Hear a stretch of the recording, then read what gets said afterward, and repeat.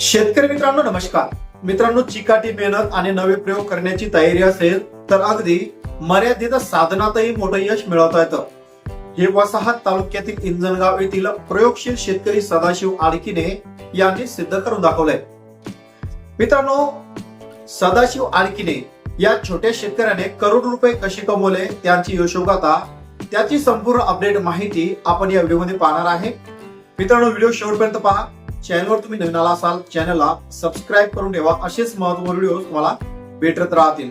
नेमकं सदाशिव आडकीने यांनी आपल्या 6 एकराच्या या शेतीच्या बळावर कोटी रुपये कसे कमवले याची यशोगाथा या व्हिडिओच्या माध्यमातून पाहूया. तर चला व्हिडिओ सुरू करूया. केवळ 6 एकर शेतीवर करवंदांची लागवड करून त्यांनी आज सुमारे 1 कोटी रुपयांचा भव्य फळ प्रक्रिया उद्योग उभा केला आहे. त्यांच्या या करवंद क्रांतीची चर्चा आता संपूर्ण महाराष्ट्रभर होत आहे. त्याचबरोबर त्यांचे करवंद हे पीक आता विदेशात जात आहे. 14 वर्षाची मेहनत आज यश शिखरावर. सदाशिव आडकीने यांनी गेल्या 14 वर्षापासून करवंद शेतीवर लक्ष केंद्रित केले असून पारंपरिक पिकाऐवजी कमी पाण्यात येणाऱ्या आणि बाजारात वेगळी ओळख असलेल्या करवंदांची निवड त्यांनी केली आहे. आता सुरुवातीला अनेक अडचणींना, बाजारपेठेचा अभाव, तांत्रिक अडथळे, पण जिद्द न सोडता त्यांनी सातत्य ठेवलं. आज त्यांच्या शेतातून दरवर्षी 30 ते 35 टन करवंद याचं उत्पादन निघत असून हे इतर शेतकऱ्यांकडूनही करवंद खरेदी करून प्रक्रिया उद्योगासाठी वापर करत असतात आणि आपल्या या करवंदाच्या पिकापासून वेगवेगळे प्रयोग करून त्यापासून प्रयोग निर्मिती करून वेगवेगळे प्रोजेक्ट त्या ठिकाणी तयार करत आहेत.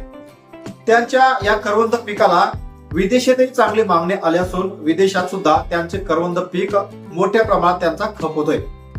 आता 1 कोटीचा फळ प्रक्रिया उद्योग करवंदाचे उत्पादन वाढवल्यानंतर केवळ कच्चा माल विकण्याऐवजी मूल्यवर्धन करण्याचा निर्णय त्यांनी घेतला होता आणि वसाहत येथे सुमारे 1 कोटी रुपये गुंतवणूक आधुनिक फळ प्रक्रिया उद्योग त्यांनी उभारला.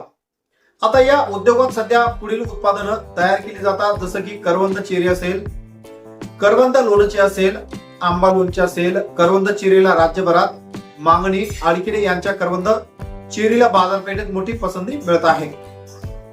छत्रपती संभाजीनगर, मुंबई, पुणे, कोल्हापूर, नाशिक, सांगली अशा मोठमोठ्या शहरांमध्ये संपूर्ण राज्यातून मागणी वाढत आहे आणि याचा दराचा जर विचार केला तर 160 ते 280 रुपये प्रति किलो उत्पादन त्यांना मिळत आहे.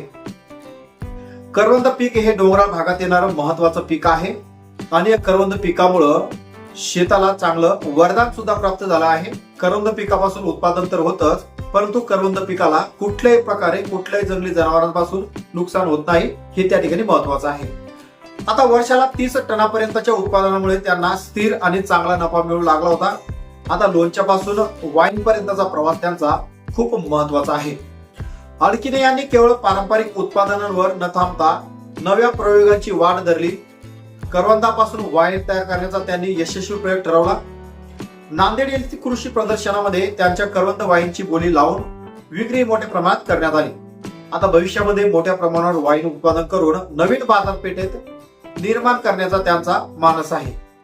तुम्ही पाहिलं असेल की बरेच शेतकरी आपल्या शेतामधील गहू असेल, बाजरी असेल, मका असेल किंवा इतर कोणतं पीक असेल, हे पीक त्यांनी जर आपल्या शेतामध्ये पिकवायला सुरुवात केली असेल आणि त्या शेतकऱ्यांची शेती जर डोंगराळ भागात असेल तर जंगली जनावरांपासून त्यांच्या या पिकाचं मोठं नुकसान होतं. तर करवंद पीक असं आहे की याला कुठल्याच प्रकारे जनावरांचा त्रास नाही. आता इतर शेतकऱ्यांसाठी प्रेरणास्थान सदाशिव आडकीने यांची यशोगाथा अनेक शेतकऱ्यांसाठी प्रेरणादायी ठरत आहे. त्यांनी शून्यातून उभा केलेला जो उद्योग आहे, कमी पाण्यातील पिकावर भर, मूल्य वर्धनातून वाढलेले उत्पन्न, यामुळं राज्यासह परराज्यातील शेतकरी इंजनगाव येथे भेट देऊन माहिती घेताना दिसत आहे.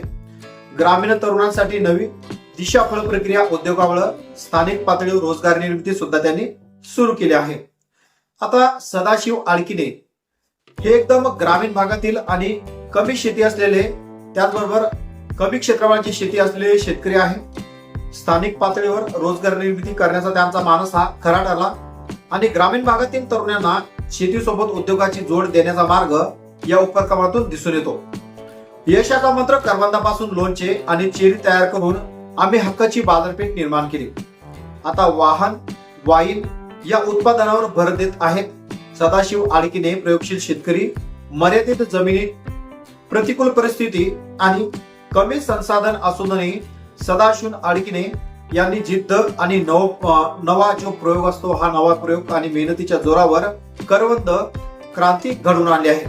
आता तुम्ही पाहिला असेल की महाराष्ट्रामध्ये बरेच शेतकरी असे आहेत की करवंदच नाही, सीताफळ असेल किंवा खट्टे मिट्टे असेल किंवा जंगली भागामध्ये डोंगराळ भागामध्ये जसं की तुम्ही वेगवेगळे प्रयोग करताना शेतकरी दिसत असेल, त्यामध्ये बरेच अशी पिकं शेतकरी फ्रीमध्ये घेतोय.